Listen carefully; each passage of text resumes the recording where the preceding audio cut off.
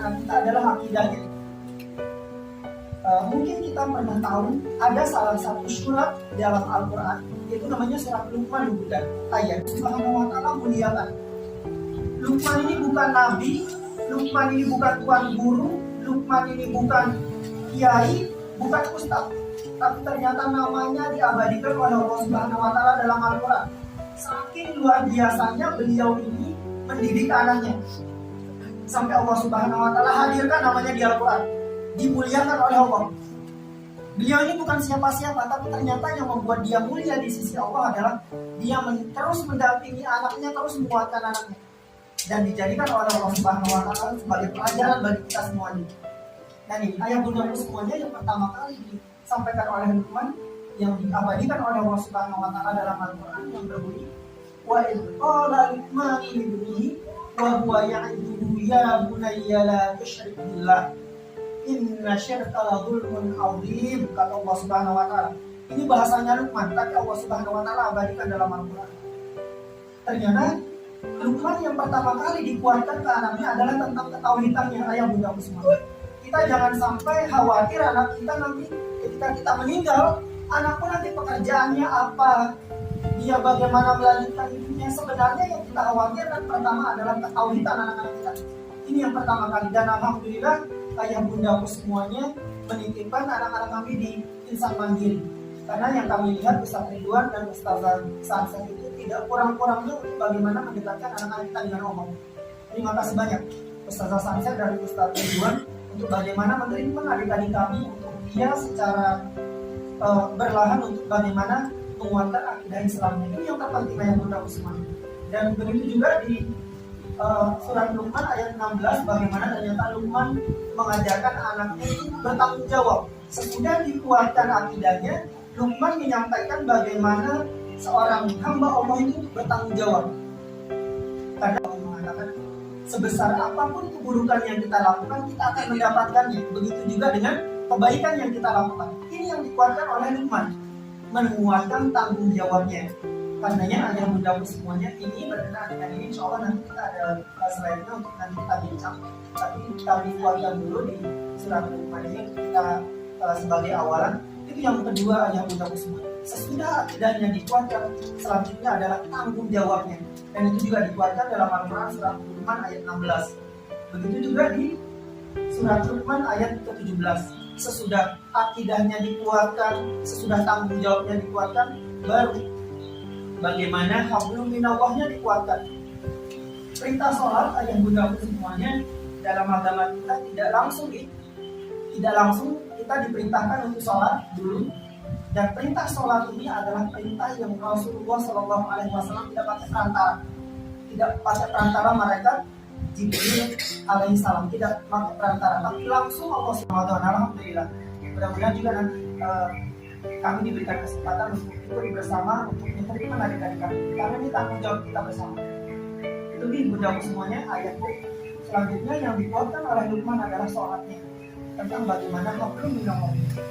Selanjutnya adalah akhlak dan yang lainnya.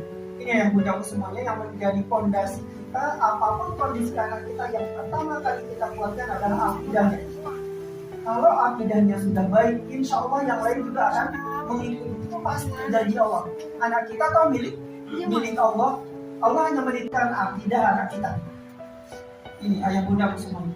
Selanjutnya, ini juga disampaikan oleh Umar bin Khattab, mengatakan, janganlah kamu menilai seseorang hanya dari satu sisi saja. Dan ternyata ayah bundaku semuanya, ini juga butuh effort dari kita untuk terus membersamai anak-anak kita. Alhamdulillah tadi ada ketemu bakatnya bisa nyanyi. Ini yang perlu kita kuatkan. Jangan sampai kita melihat sisi anak-anak orang lain yang pada umumnya, tapi kita lupa bahwa kita diberikan amanah oleh Allah Subhanahu wa ta'ala untuk terus membersamai anak-anak kita, untuk melihat kelebihan anak-anak kita. Ini tugas kita. Ayah bundaku semuanya, dan juga disampaikan oleh para sahabat tentang bagaimana kita menguatkan anak-anak kita. Ternyata dari zaman Rasulullah ini sebenarnya sudah sangat ada ceramah nggak? Untuk bagaimana kita menerima anak-anak kita. Ini yang benar, sebelum kita masuk, dia sudah hidup ininya, bentuknya. Ini kita bincang.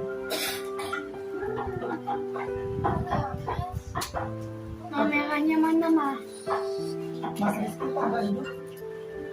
Merahnya Dan bisu. halo.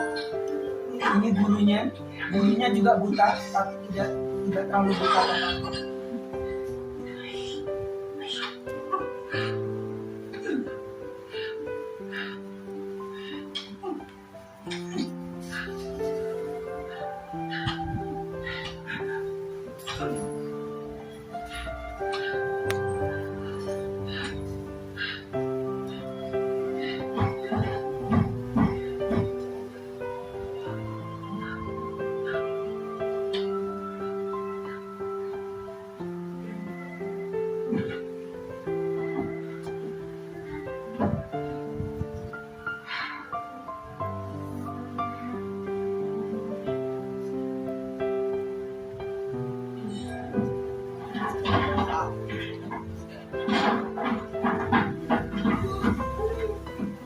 Ini orang tuanya.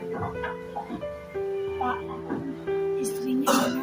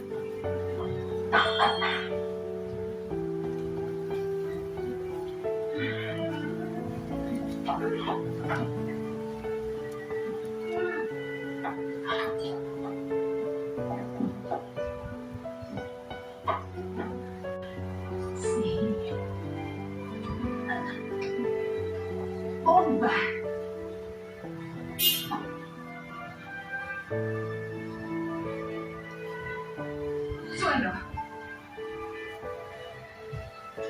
Sí.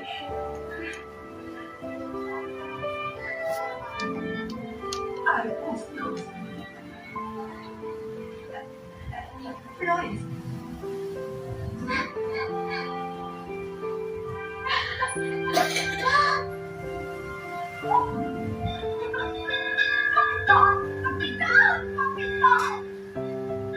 ¡Ella sabe! ¡Señor Kennedy! ¡Ella sabe! ¡Ella sabe! Madre.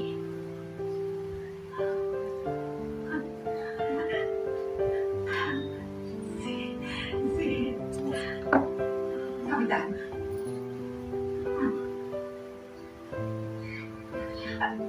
Padre.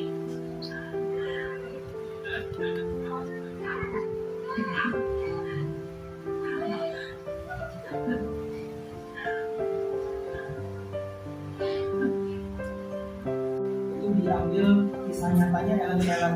Ellen Keller itu lahir tahun 1880 pada abad 18. Ellen Keller itu sebenarnya anaknya lahir normal, tapi ternyata umur kisaran 8 menuju dia mau pas SMP itu Allah Subhanahu wa Ta'ala, mungkin kalau dalam agama kita, dia diberikan penyakit yang akhirnya penyakitnya itu merenggut penglihatannya, pendengarannya, yang membuat dia selalu berontak dan terima.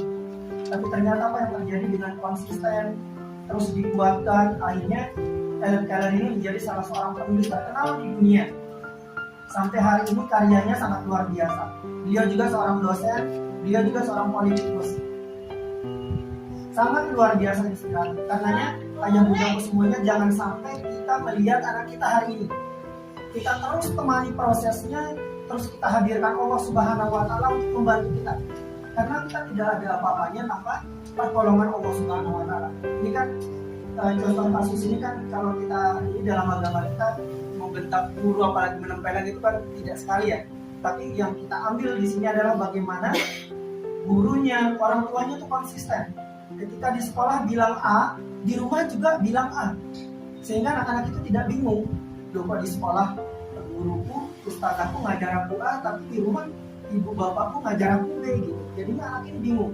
Nah ini bagaimana nanti antara sekolah dengan di rumah itu sama. Sehingga anak-anak kita nggak bingung.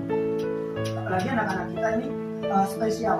Anak-anak kita ini butuh kontinuitas aktivitas yang membuatnya tidak bingung. Mudah-mudahan anak-anak kita insya Allah